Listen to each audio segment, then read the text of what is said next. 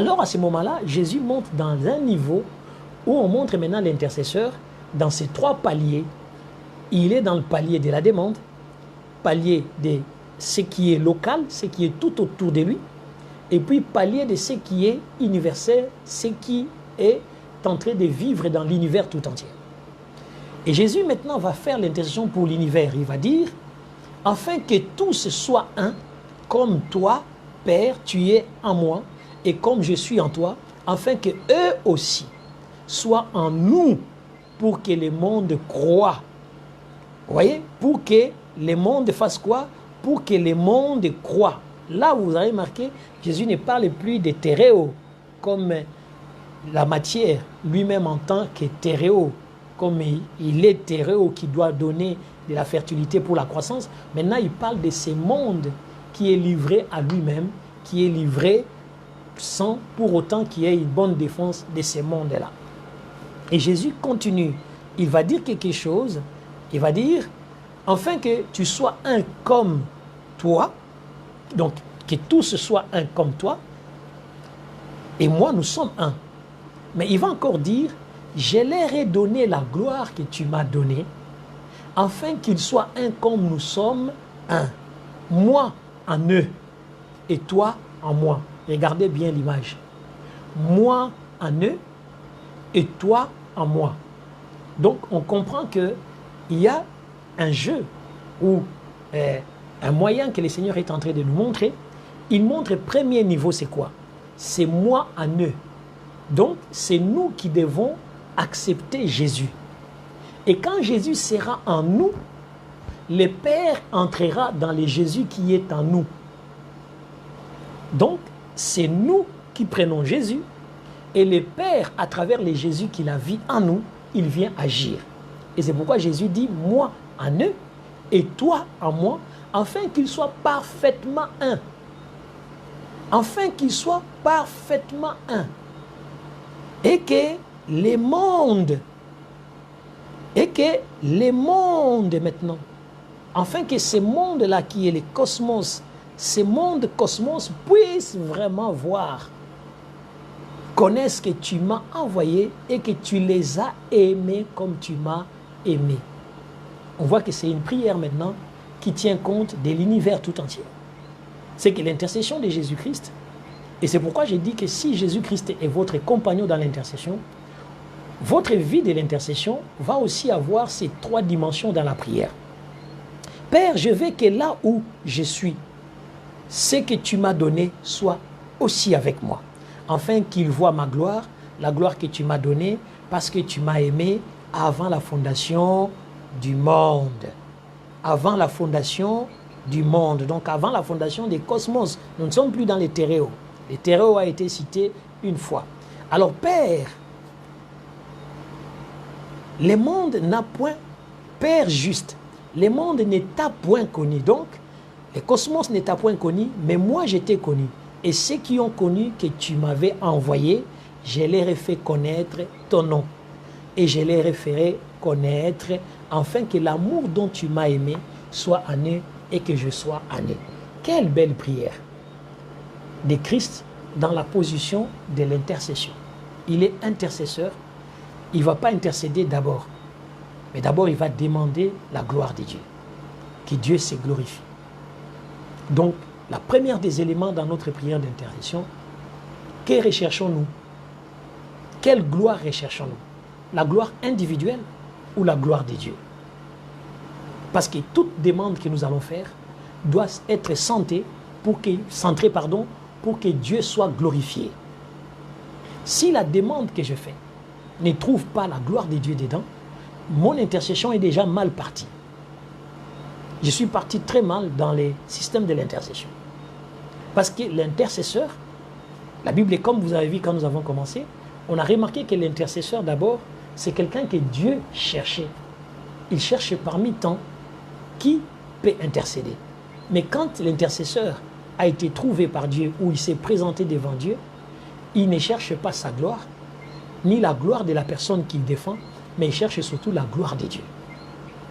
C'est pourquoi quand vous regardez l'intercession d'une personne comme Moïse, on va voir que Moïse va dire à Dieu, mais si tu les tues, c'est toi qui perdras la gloire.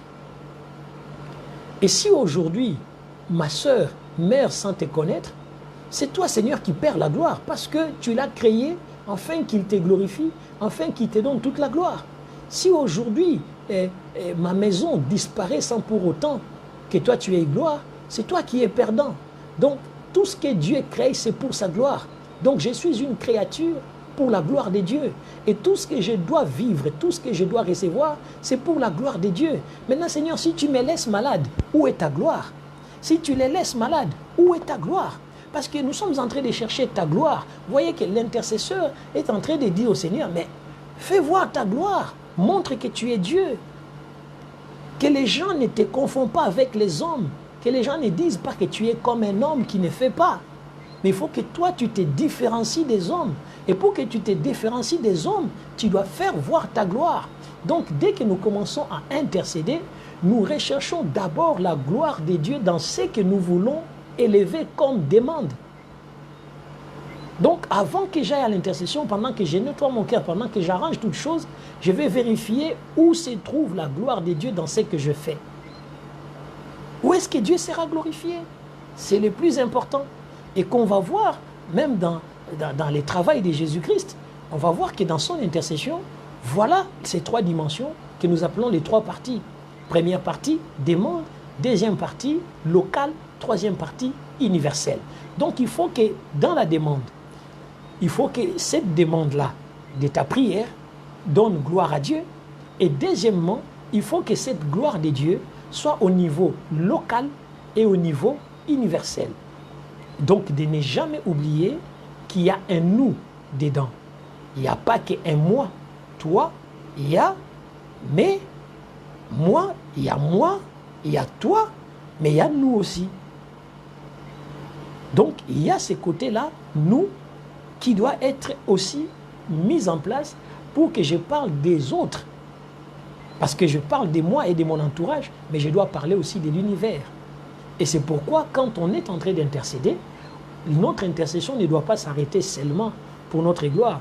Nous pouvons nous référer à l'intercession de Moïse. On y reviendra.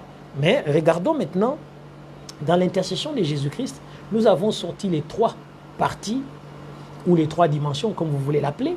En tout cas, moi, je les appelle trois parties, parce qu'il est divisé en trois. Mais maintenant, si nous regardons les objectifs qui sont à l'intérieur, qu'est-ce que l'intercession de Jésus-Christ avait comme objectif? Premier objectif, que les fils soient glorifiés afin que les pères soient glorifiés. Que les fils soient glorifiés afin que les fils glorifient les pères. Donc, les fils soient glorifiés pour que ces mêmes fils glorifient les pères. Ça, c'est le premier objectif. Deuxième objectif, que le Père lui accorde la gloire qu'il avait auprès de lui. Nous n'avons jamais perdu notre gloire auprès de Dieu. Pourquoi?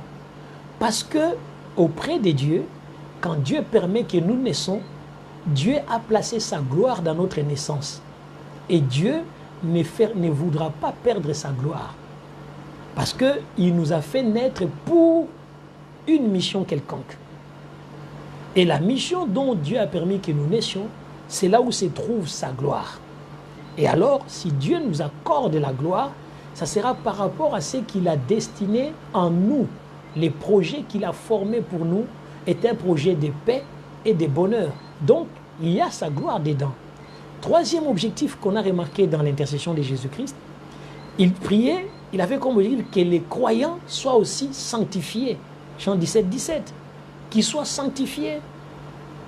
On va voir que quatrième objectif de Jésus-Christ, non pas seulement il demande la sanctification, mais il va aussi demander l'unité des croyants.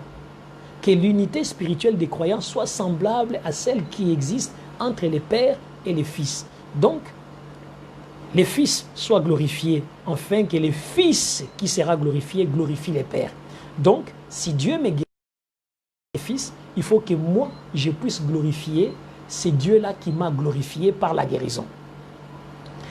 Et que les pères n'oublient pas la raison pour laquelle il m'a envoyé sur la terre. Troisièmement, qu'en tant que croyants, nous soyons sanctifiés, donc propres, dignes, mis à part pour la gloire de Dieu. Quatrièmement, que nous puissions paraître dans l'unité spirituelle. Écoutez, Dieu, ce n'est pas de l'unité charnelle que Dieu a besoin. Dieu est spirituel. Parce qu'il y a beaucoup de gens qui peuvent être en unité charnelle, mais qui n'ont jamais atteint l'unité spirituelle. C'est quoi l'unité spirituelle en soi? L'unité spirituelle, c'est que vous croyez tous au même Dieu et à la même parole et au même Créateur et au même Fils. Parce que nous pouvons, quand nous sommes en train de prier, l'un croit que c'est Jésus qui va donner la solution, l'autre croit que c'est son Père à la maison qui va donner la solution. Vous voyez déjà que nous ne sommes pas en unité spirituelle. Donc, ici, Jésus va prier non pas pour l'unité physique, mais il prie pour l'unité spirituelle. Il dit que l'unité spirituelle des croyants soit semblable à celle qui existe entre moi et toi, que nous avons bien vu dans Jean 17, 21 et 23. Il en parle. Il dit qu'il faut que cette unité soit une unité qui nous unit, toi et moi, qui puisse aussi les unir. Or, moi et le Père, nous ne sommes pas unis charnellement, nous sommes unis par l'Esprit. Donc, il faut que l'Église puisse atteindre l'unité spirituelle. Or, avec nos combats charnels, déjà nous n'arrivons pas à obtenir l'unité charnelle, et ce qui rend encore plus difficile l'unité spirituelle. Parce que des hommes marchent-ils ensemble sans se mettre d'accord dès le départ? Il faut qu'ils se mettent d'accord. Alors, cinquième objectif que Jésus va poursuivre dans son intercession, c'est que les mondes croient. Donc, nous ne pouvons pas prier pendant qu'on prie et que nous ne puissions pas penser à pousser les gens à croire à Jésus-Christ. Ça veut dire qu'il y a ce côté où on doit trouver la possibilité que les gens qui nous entourent, les gens qui marchent avec nous, les gens qui sont tout autour de nous, croient. C'est ce qu'il dit dans Jean 17, 21. Il dit, il faut que tout cela, je leur ai donné la gloire. Pardon, c'est 21. Afin que tous soient un comme toi et moi, Père, tu es en moi, et comme je suis en toi, et pour que le monde croit que tu m'as envoyé. Il faut que le monde puisse croire. Et ils ne vont pas croire s'il n'y a pas l'unité d'esprit avec les pères et les fils et entre nous, enfants de Dieu. Or, quand nous regardons aujourd'hui, nous sommes tellement sectaires que l'unité spirituelle n'existe presque plus. Il est devenu difficile à obtenir. On peut être ensemble, enfermés à 100 à un endroit, mais nous n'avons pas tous les mêmes esprits. Or, maintenant, le plus grand travail, c'est d'arriver à être enfermés 100 au même endroit et tous présenter les mêmes esprits. C'est ça le plus grand combat de la vie chrétienne aujourd'hui. Mais Jésus a dit déjà, lui, il a commencé déjà à demander cela. Donc, on va voir. Cinquième, c'est que le monde croit. Et sixième, qui est le dernier, que les croyants soient avec lui au ciel et partagent sa gloire. Tel il est, tel nous sommes. Donc, il va prier pour que nous soyons aussi avec lui, partager sa gloire. On va voir quand même que ici, dans l'intercession et dans les objectifs que Jésus-Christ a cherchés, est-ce que ce sont les objectifs que nous mettons, nous, dans notre intercession? Vous voyez donc, quelque part, il est vraiment important de savoir que quand j'ai dit que tu dois avoir un compagnon d'intercession comme la personne du Christ, il faut savoir en quoi ton compagnon qui est Jésus-Christ a prié et comment il a prié et quelle est la dimension, lui, en tant qu'intercesseur terrestre, il a fait comme intercession. Parce que nous ne pouvons pas avoir à comprendre quelle manière dont Jésus intercède pour nous dans les ciels si nous n'avons pas vu d'abord son intercession sur la terre. Or, son intercession sur la terre, c'est Jean 17. Il a intercédé pour nous sur la terre dans Jean 17. Donc, automatiquement, nous voulons voir cette intercession. Ne les voyons pas seulement dans ces trois dimensions. Regardons aussi les objectifs cachés dans cette intercession. 1. Les fils soient glorifiés, afin que les fils lui-même, qui sera glorifié par les pères, glorifient les pères. On l'a vu dans Jean 17, 1. On l'a vu dans Jean 17, 2. On l'a vu dans Jean 17, 9 jusqu'à 11 aussi. On voit que tout le temps, il va tourner par le fait que le Fils doit glorifier le Père, de même que le Fils lui-même doit être glorifié par le Père. Deuxième que je vous ai dit, c'était que le Père accorde la gloire qu'il avait auprès de lui. Auprès de lui, ça veut dire avant qu'il l'envoie sur la terre. Et quand on regarde nos vies, nous avons existé avant de naître. Alors donc, ce qu'on avait comme gloire auprès de Dieu, Dieu, ce qui s'est arrangé avant de nous envoyer dans des familles respectives dont il nous a envoyés. Dieu avait déjà un projet, un plan avant de nous envoyer. Donc on lui demande cette gloire qu'il nous a accordée pendant qu'on était même sans existence. Parce qu'on était glorifié auprès de lui et que cette gloire-là continue. Et troisième objectif que nous avons vu, que les croyants soient sanctifiés. Je vous ai donné l'exemple de la sanctification. Pourquoi est-ce que la sanctification peut changer la dimension de la vie de quelqu'un? Parce qu'il ne faut pas se dire que je suis sanctifié quand tu as la haine, quand tu ne discutes pas avec les gens, quand tu es orgueilleux, quand tu as un peu des œuvres charnelles à l'intérieur de toi, tu as intérêt à te sanctifier. Parce que parler de la sanctification et être sanctifié, c'est deux choses différentes. Je peux bien enseigner sur la sanctification même quand je ne suis pas sanctifié. Parce que je parle de ce qui ne me concerne pas. Je suis juste un enseignant. Mais quand je dois me sanctifier, ce n'est pas de l'enseignement. C'est vis-à-vis de Dieu déjà qui connaît mon cœur. Et par rapport à ce que je vais dire, Dieu sait déjà si je mens ou je ne suis pas dans les bons. Et de temps en temps, l'ennemi va me rappeler que c'est pourquoi j'ai pris, est-ce que moi-même je l'applique? C'est pourquoi j'ai pris, est-ce que moi-même je le fais? Parce que je ne vais pas demander à Dieu, famille, qu'on puisse s'aimer, et alors que moi-même déjà j'ai 3-4 personnes dans la famille que je n'aime pas. Donc, avançons. Donc, il va demander aussi en même temps l'unité spirituelle que j'ai déjà expliquée. Il va demander la croyance que le monde croit, donc les cosmos. Et puis, il va demander que les croyants soient avec lui au ciel, donc que nous puissions jouir de la vie éternelle. Maintenant, nous avons terminé l'intercession de Jésus-Christ. Donc, parler rapidement de l'autre compagnon qui est le Saint-Esprit. Le Saint-Esprit, lui, c'est un compagnon qui t'accompagne aussi. L'intercession du Saint-Esprit intervient lorsque le croyant ou les chrétiens est troublé. J'ai dit bien lorsque les chrétiens ou les croyants est troublé au point d'avoir de la peine à prier. Donc, ça veut dire que nous sommes en train de peiner pour prier. C'est à ce moment-là que le Saint-Esprit intervient. Au moment où nous ne savons même plus quoi dire, au moment où nous sommes totalement bloqués et nous ne savons plus qu'est-ce que je dois dire, et nous sommes là en train de rechercher, et c'est pourquoi la Bible dit par des soupirs inexprimables.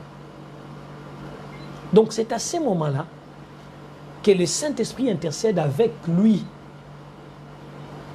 ou il intercède surtout pour lui, parce que le Saint-Esprit n'intercède pas avec nous, mais le Saint-Esprit intercède pour nous.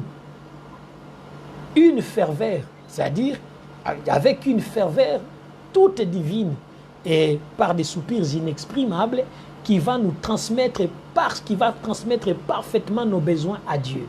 Ça veut dire à un certain moment, vous avez prié et vous êtes bloqué, vous ne savez plus quoi dire, mais vous commencez à ressentir tout simplement des choses à l'intérieur de vous. Alors à ce moment-là, le Saint-Esprit prend les moments de l'intercession pour transmettre ce qui est le fond de votre cœur, ce qui est des choses dont votre bouche n'arrive pas à dire, mais votre intérieur, dans la peine, est en train de les présenter. Et c'est pour cette raison, l'intercession du Saint-Esprit va au-delà des limitations humaines. Il dépasse notre psychologie. Et ce n'est pas ce que nous avons des points de vue psychologiques. Et il vient pour faciliter l'intercesseur à bien prier en esprit. C'est ce qui fait que quelque part, l'intercesseur, dans ces moments-là, il entre en prière en langue, sans savoir comment il est arrivé à prier en langue. Parce qu'à ce moment-là, et quand il commence à parler en langue, il ne sait même pas qu'est-ce qu'il dit, parce que ce sont des soupirs inexprimables que lui ne connaît pas, lui ne maîtrise pas, mais le Saint-Esprit a pris tout simplement ces moments pour parler à sa place des choses que lui ne sait pas exprimer. Ce qui fait que l'intercesseur, quand le Saint-Esprit les saisit totalement et que le Saint-Esprit remarque que et tu n'as plus de choses à dire et tu n'arrives plus à les exprimer, c'est à ce moment-là que le Saint-Esprit vient nous aider par les parler en langue. Alors, les parler en langue à ce moment-là, c'est l'intercession par l'Esprit. Donc, toi-même qui es intercesseur, tu ne les maîtrises pas. Parce que quand le Saint-Esprit prend la place d'intercéder à ta faveur, c'est que toi-même, intercesseur, tu es plus seulement intercesseur de la personne pour qui tu l'intercédais, mais tu deviens toi-même aussi victime dans lesquelles l'intercesseur Saint-Esprit a pris la charge pour te défendre toi-même aussi. Donc, vous voyez pourquoi est-ce que ces deux compagnons sont vraiment nécessaires dans notre vie. Parce qu'il y a des moments où pendant que tu pries et tu ne sais plus quoi dire, le Saint-Esprit dit, je vais parler pour toi contre l'attaque qu'on veut t'envoyer. Je vais parler pour toi contre les combats qu'on veut élever pour toi par rapport à la personne que tu pries. Alors, c'est à ces moments-là, par des soupirs inexprimables, la puissance du Saint-Esprit commence à parler. Donc, il ne faut pas toujours, à un certain moment, c'est vrai, vous pouvez demander le baptême du Saint-Esprit et de demander de parler en langue. Mais il y a des moments où vous devez vous rendre compte, si vous ne parlez pas en langue, c'est que vous n'êtes pas dans les besoins d'être aidé par le Saint-Esprit. Parce que peut-être même que vous-même, vous priez très bien, vous parlez très bien, mais comme vous ne parlez pas en langue, ce n'est pas un défaut. Parce que souvent, l'Église, le peuple de Dieu ont pensé que ne pas parler en langue, c'est un défaut. Ce n'est pas un défaut. Parler en langue, ça signifie que tu es limité en parole dans l'intercession ou dans ta prière, et le Saint-Esprit vient prendre l'endroit où tu es limité pour t'amener dans la présence de Dieu, d'exprimer ce que toi, dans tes limites, tu ne peux plus exprimer, mais lui peut l'exprimer à ta place. Ça veut dire que nul n'a besoin de parler en la langue ou de parler en langue en imitant quelqu'un pour juste faire le plaisir ou faire passer qu'il parle en langue. Parce que le parler en langue, c'est un don du Saint-Esprit, mais que le Saint-Esprit vient te le donner au moment où tu es dans l'incapacité de parler correctement, où tu es en train de peiner, de sortir la prière, où tu peines pour sortir la parole. Alors, c'est un soupir qui n'a pas d'expression. Ça veut dire soupir inexprimable, qu'on ne peut pas donner une expression quelconque. Je ne sais pas si j'ai aidé quelqu'un à se saisir à un certain moment de se dire, un jour il peut arriver que je parle en langue, mais il peut se passer aussi 10 à 15 jours, je ne parle plus en langue. Parce qu'il n'y a plus ces besoins d'aide. Et quand il y a ces besoins d'aide, je ne saurais même pas comment est-ce que ça a commencé, je ne saurais même pas comment est-ce que ça a terminé. Parce que les compagnons qui est le Saint-Esprit n'est pas un compagnon qu'on doit chercher à créer ou à vouloir faire de lui un élément quelconque. Parce que vous avez beaucoup d'enfants de Dieu se trompent et il s'est dit, le fait que je ne parle pas en langue, c'est que je ne suis pas baptisé du Saint-Esprit. Non. Être baptisé du Saint-Esprit, ce n'est pas parler en langue. Être baptisé du Saint-Esprit, c'est naviguer dans tout ce qui est don du Saint-Esprit. Et quand vous naviguez dans les dons du Saint-Esprit, ça ne veut pas dire que vous naviguez que dans un seul don qui est de parler en langue. Donc, vous devez naviguer dans tous les dons du Saint-Esprit et chaque don a un moment précis dont il peut venir dans ta vie. Ce n'est pas tous les jours que les prophètes prophétisent, mais c'est quand l'Esprit de Dieu sent qu'il y a un besoin de prophétiser que les dons du Saint-Esprit activent la prophétie. Donc, ce qui fait que quand on travaille dans les dons et quand on travaille dans les ministères, ce sont des éléments qu'on verra plus tard avec la grâce de Dieu.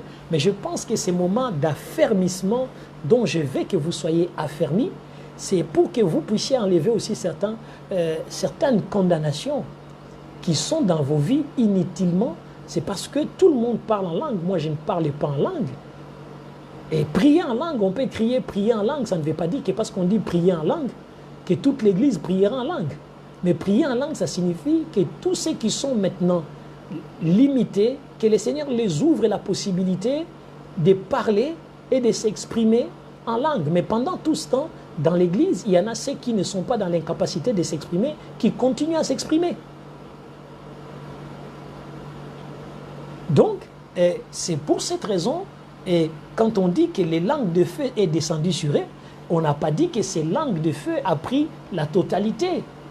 Il y en a qui ont commencé à prier en langue, il y en a qui continuent à élever Jésus dans des cantiques et dans des psaumes. Et j'ose croire, je ne sais pas, peut-être que ce sont des éléments qui détruisent beaucoup d'enfants de Dieu, parce qu'il est dans un milieu où les gens parlent en langue, et il se considère gêné parce que les autres parlent en langue, il ne parle pas en langue. Non, continue à prier avec intelligence. C'est pourquoi Paul dit, j'ai pris par l'esprit, mais j'ai pris aussi par l'intelligence. Donc, il y en a ceux qui vont continuer à prier par l'intelligence, mais Paul dira, moi j'ai pris plus par l'esprit, c'est parce qu'il a développé cette manière de prier où il a pris vraiment le Saint-Esprit comme un compagnon de prière. Et comme il l'a pris comme compagnon de prière, et il a beaucoup de prières qu'il va laisser le Saint-Esprit les faire à sa place. Et c'est pourquoi Paul dira, je parle en langue, plus en langue, j'ai pris plus en langue par l'Esprit. Mais cela ne veut pas dire que nous devons prier tout le temps en langue. Donc peut-être dans ta vie spirituelle, tu as parlé en langue 5 fois. Mais ce n'est pas un défaut, tu finiras toujours par parler en langue plus tard. Mais il ne faut pas que maintenant dans ta vie spirituelle, tu commences à faire la quête des recherches de parler en langue. La bonne quête que tu dois faire dans ta vie, c'est celui de rechercher Jésus. Et c'est la meilleure des quêtes, c'est vraiment t'attacher à Jésus, parce que tout ça viendra si tu es attaché à lui. Tout ça se manifestera si tu es attaché à lui. Donc, quelque part, et si j'ai pris dans ma maison, Rabba Soto Brocheke Rabo Santa, Rekete Manebo Santa Manegoshi, Ribaba Santa Manebo Sayabo, Rata Brocheke Maya Santa, Baba Yeke Manebosa. Bon, peut-être pendant que j'ai parlé, quelqu'un va penser que j'ai coupé pour prier en esprit. Non. Le Saint-Esprit s'est saisi de moi et il a élevé une prière pour moi. Dans cette prière, je sais ressentir pourquoi il a élevé la prière, mais je ne sais pas qu'est-ce qu'il a dit dans ma prière. Vous voyez, donc ici, pendant que j'ai parlé, la puissance du Saint-Esprit m'a fait expérimenter, il m'a montré directement l'élément de l'enseignement dont j'ai fait et il va intervenir. Vous voyez, là, il va intervenir. Vous voyez, donc il va intervenir, je ne sais pas qu'est-ce qu'il va m'amener et qu'est-ce qu'il veut faire à ma place comme prière par rapport à ce que je suis en train d'enseigner, où il est en train de brûler à l'intérieur de mon cœur pour me dire maintenant, je vais ouvrir, je vais parler, mais ça ne veut pas dire que durant tous ces temps, je vais enseigner en langue, parce que je peux vous communiquer la parole, mais si je dois vous communiquer la parole en langue, vous ne comprendrez absolument rien, parce que je ne serai que moi qui est édifié. Je ne suis pas édifié par les langages que je suis en train de dire, mais je suis édifié par les ressentis de mon cœur pendant que ces langages sortent. Je ne sais pas si quelqu'un comprend. Ça veut dire que quand je parle en langue, je ne suis pas attentif de ce que ma bouche dit pour que mes oreilles entendent. Je suis attentif de l'état de mon cœur pendant que je parle. C'est cet état de mon cœur qui détermine ce que Dieu est en train de dire. Parce que il faut se rendre compte d'une chose. Je crois qu'à un certain moment, je vais arrêter parce que je sens la puissance et la présence de Dieu en train de faire comme si je sens dans mon cœur, comme si j'intercède pour une délivrance, comme s'il y a beaucoup d'enfants de Dieu que Dieu est en train de délivrer parce qu'ils étaient bloqués dans cette histoire de parler en langue. Et je sens que leur parler en langue commence à se mettre en place. Je sens que leur parler en langue veut sortir. Je ressens ça. Je ressens que la puissance du Saint-Esprit est en train de bouger des gens dans la maison pour les faire parler en langue. Et ils sont en train de parler en langue sans saisir, sans comprendre pourquoi ils parlent en langue. Mais c'est tout simplement parce qu'il y a une certaine libération de ce qui était le blocage qui empêchait la puissance du parler en langue du Saint-Esprit de se manifester en eux, parce qu'ils étaient quelque part à la recherche du parler en langue, au lieu d'être à la recherche de Christ.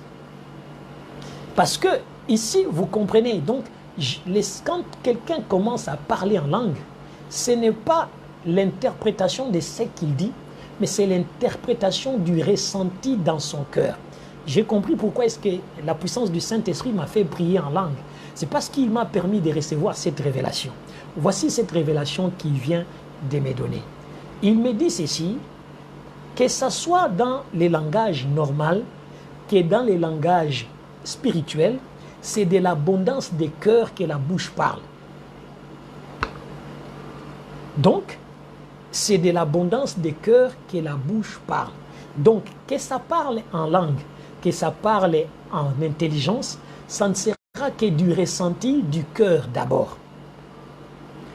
Et quand quelqu'un, là je suis en train de recevoir la pression de parler en langue, mais vous voyez que, comme on dit toujours, l'esprit est contrôlé par celui qui est saisi par l'esprit, donc il peut gérer l'esprit pendant que Dieu est en train de se manifester spirituellement en lui, tout comme il y a un moment où, quand c'est pas que c'est sorti, c'est parce que je ne pouvais plus contrôler et la puissance du Saint-Esprit a explosé à l'intérieur de moi et il m'a fait parler en langue, il m'a fait prier en langue, mais au moment où il me faisait parler en langue, il enseignait ce que je suis en train de vous enseigner, qui est ressenti dans mon cœur, c'est lui de dire, c'est de l'abondance des cœurs que la bouche parle. Que ça soit en esprit ou que ça soit physiquement, la bouche ne peut pas dire ce qui n'est pas dans les cœurs, sinon la bouche commencera à dire ce qui se trouve dans la pensée. Or, ce qui est dans la pensée n'a jamais été saisi par Dieu, mais Dieu saisit plus ce qui est dit dans le cœur. C'est pourquoi il ne faut pas que mon parler en langue soit une histoire de mes pensées. Mais il faut qu'il soit un ressenti profond de l'Esprit de Dieu dans mon cœur. Je ne sais pas si, dans ma façon d'expliquer aujourd'hui, j'ai aidé quelqu'un à être débloqué. Quand vous allez commencer à prier chez vous, le Saint-Esprit lui-même va vous faire libérer la langue. Et parler en langue, ce n'est pas quelque chose de continu, de la, non. Ça peut aussi être seulement une parole. Ça peut être un cri, tout simplement, qui est un cri inexprimable, incompréhensible de toi-même, mais qui est un cri qui vient du profondeur de ton cœur, qui a déclaré peut-être, qui a crié libération, ou bien qui a crié je brise les chaînes, ou qui a crié quelque chose, mais où Dieu lui-même s'est saisi de ton cœur pour t'aider à sortir ce qui est dans ton cœur avec l'aide du Saint-Esprit, afin que la guérison et la protection ou la gloire de Dieu se manifeste en toi. Donc, je crois que vous comprenez l'intervention du Saint-Esprit. En tant qu'intercesseur, comme nous l'avons vu, nous étions dans Romains 8. Quand on regarde dans Romains 8, ce que le Saint-Esprit nous disait dans le livre de Romains 8, nous tous, nous avons vu cela. Dans Romains 8, et si je retourne là-dedans, vous allez comprendre Romains 8 que nous avons pris, qui est les versets 26 et 27, nous dit, de même aussi l'Esprit nous aide dans notre faiblesse. Car nous ne savons pas ce qu'il nous convient de demander dans nos prières. Donc ça veut dire quand il vient nous aider dans nos faiblesses, il va aller voir l'abondance de notre cœur. C'est que l'abondance de notre cœur ne peut plus parler parce que nous voulons les dire, mais nous ne savons pas comment les dire parce qu'on se sent faible pour l'exprimer et il va nous donner une force et une capacité. Lui, il va les dire à notre place. Et c'est pourquoi quand lui les dit à notre place, cela devient maintenant un soupir inexprimable parce que c'est quelque chose qui manque d'expression. Donc, quand quelque chose manque d'expression, il manque d'expression éloquative, d'élocution. Donc, il n'y a plus d'expression d'élocution là-dedans pour que quelqu'un comprenne de quoi je parle.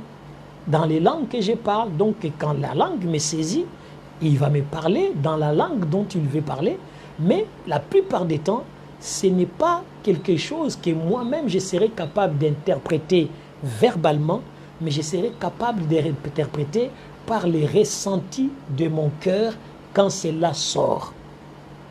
C'est pourquoi ce n'est pas parce que je commence à parler en langue que je ne ressens pas à l'intérieur de moi si ce que j'ai dit a trait à une peine que moi-même j'ai, ce que j'ai dit a trait à une joie que moi-même j'ai, ou ce que j'ai dit a trait à une histoire cachée dans mon propre cœur. Et je crois que c'est plus clair.